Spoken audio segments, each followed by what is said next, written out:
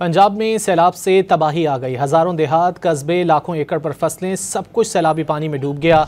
जलालपुर पीरवाला के करीब हिफाजती बलोचवाह बंद में अचानक शिगाफ पड़ गया।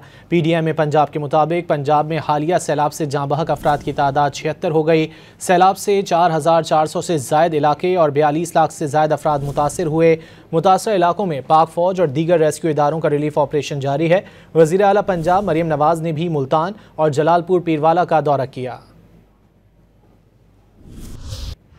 सैलाब सैलाब और सिर्फ सैलाब। पंजाब में हर तरफ सैलाबी रेलों ने तबाही मचा दी। जलालपुर पीरवाला की नवाही बस्ती बहारा के हिफाजती बलोचवाह बंद में अचानक शिगाफ पड़ गया। इलाके से हंगामी इनखला शुरू कर दिया गया। वजीर आला पंजाब की हिदायत पर इंतजामिया के अफसरान पहुँच गए। शिगाफ भरने का काम जारी है।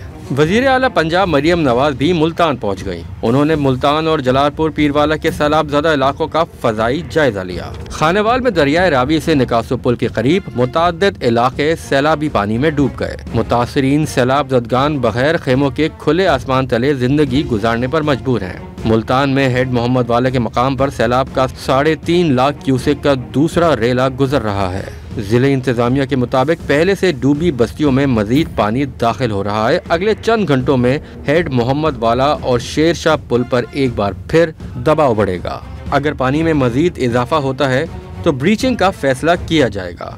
बहावल नगर में दरियाई सतलुज में 37 साल बाद इंतहाई ऊंचे दर्जे का सैलाब है। बहावल नगर में सैलाबी रेले से दर्जनों इलाके डूब गए। मुंहजोर सैलाबी रेलों ने वसी इलाके को अपनी लपेट में ले लिया। लोग बैलगाड़ी में सामान रखकर खुद उसे खींचते चले जा रहे हैं। कुछ लोगों ने बड़ी कढ़ाई को ही कश्ती बना लिया। घुटनों घुटनों पानी में डूबे लोग हाथों में बचा कुचा सामान उठाए जाते नजर आए।